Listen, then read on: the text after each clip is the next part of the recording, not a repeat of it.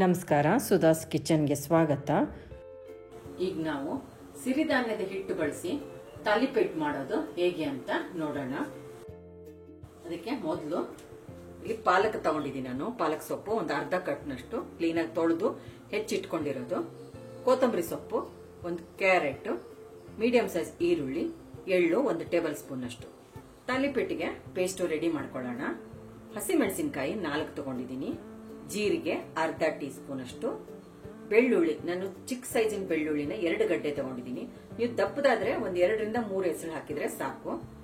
ಶುಂಠಿ ಒಂದು 3 ನೋಡಿ, ಈ ಸೈಜಿಂದು ಶುಂಠಿ ತಗೊಂಡಿದ್ದೀನಿ. ಇದನ್ನೀಗ ತರಿಯಾಗಿ ಪೇಸ್ಟ್ ಮಾಡ್ಕೊಳ್ಳೋಣ. ನೀರ್ ಹಾಕೋದು ಬೇಡ.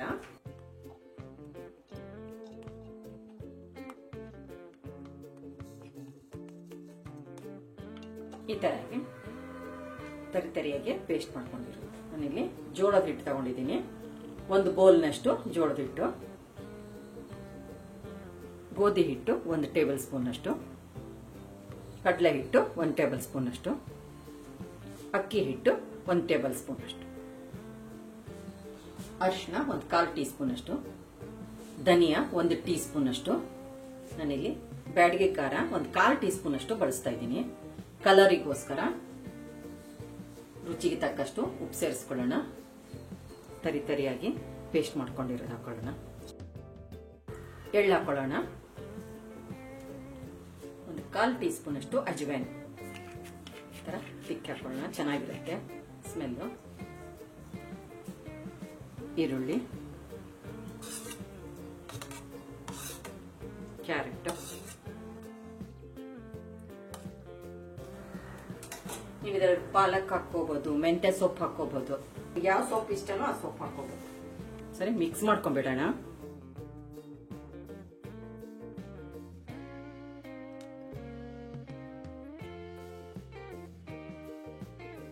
ಉಪ್ಪು ಖಾರ ಎಲ್ಲ ಹಿಟ್ಟಿಗೆ ಚೆನ್ನಾಗಿ ಮಿಕ್ಸ್ ಆಗಬೇಕು. ಆ ಥರ ಹೀಗೆ ಒತ್ತಿ ಹೀಗೆ ಕಲಿಸ್ಕೊಳ್ಳೋಣ. ಚೆನ್ನಾಗಿ ಮಿಕ್ಸ್ ಮಾಡ್ಕೊಂಡಿರೋದು. ಈಗ ನೀರು ಹಾಕೊಳ್ಳೋಣ. ಬೆಚ್ಚಗಿನ ನೀರು, ಕುದಿಸ್ಕೊಳ್ಳೋದು ಬೇಡ, ಉಗುರು ಬೆಚ್ಚಗೆ ಅಂತಾರಲ್ಲ ಅಷ್ಟೇ ನೀರು ಹಾಕೊಳ್ಳೋಣ. ಇದಕ್ಕೆ ಎಷ್ಟು ಬೇಕೋ ಅಷ್ಟು ಹಾಕಿ ಸ್ವಲ್ಪ ಗಟ್ಟಿಯಾಗಿ ಕಲಿಸ್ಕೊಳ್ಳೋಣ. ಸೊಪ್ಪು ಈರುಳ್ಳಿ ಇರೋದ್ರಿಂದ ತುಂಬಾ ನೀರು ಹಿಡಿಯಲ್ಲ. ಒಂದೇ ಸರಿ ನೀರು ಹಾಕೋದು ಬೇಡ, ಸ್ವಲ್ಪ ನೀರು ಹಾಕೊಂಡು ಕಲಿಸ್ಕೊಳ್ಳೋಣ. ಇಷ್ಟು ಈ ತರ ಕಲಿಸ್ಕೊಂಡಿರೋದು. ಕೊನೆಗೆ 1 ಟೀ ಸ್ಪೂನ್ ಅಷ್ಟು ಎಣ್ಣೆ ಹಾಕೊಳ್ಳೋಣ. ಎಣ್ಣೆ ಹಾಕಿ ಕಲಿಸ್ಕೊಳ್ಳೋಣ.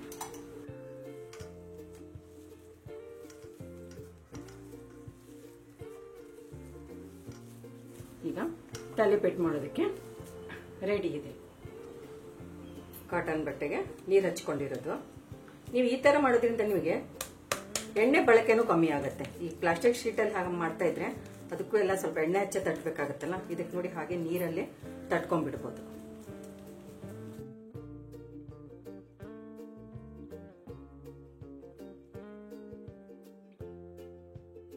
ಮೇಲೆ 1 2 ಎಳ್ಳು ಉದುರಿಸ್ಕೊಳ್ಳೋಣ, ಚೆನ್ನಾಗಿರುತ್ತೆ. ಈಗ ಬೇಯಿಸ್ಕೊಳ್ಳೋಣ. ಪ್ಯಾನಿಗೆ ಸ್ವಲ್ಪ ಎಣ್ಣೆ ಸವರ್ಕೊಳ್ಳೋಣ.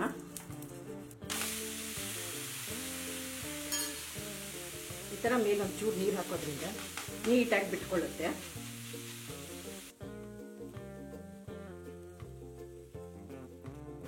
ಸ್ವಲ್ಪ ಎಣ್ಣೆ ಹಾಕೊಳ್ಳೋಣ.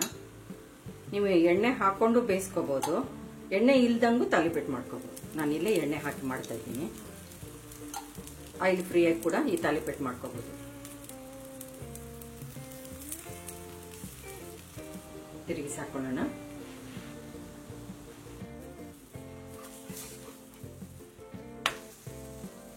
ಈ ತರ ಮಾಡಿದ್ರೆ ತಾಲಿಪೇಟು ತುಂಬಾ ಸಾಫ್ಟ್ ಆಗಿರುತ್ತೆ. ನೀವು ಬಟ್ಟೆಯಲ್ಲಿ ತಟ್ಟಿ ಮಾಡಿಬಿಟ್ರೆ. ಮೇಲೆ ಒಂದು ಸ್ವಲ್ಪ ಎಣ್ಣೆ ಸ್ವಲ್ಪ.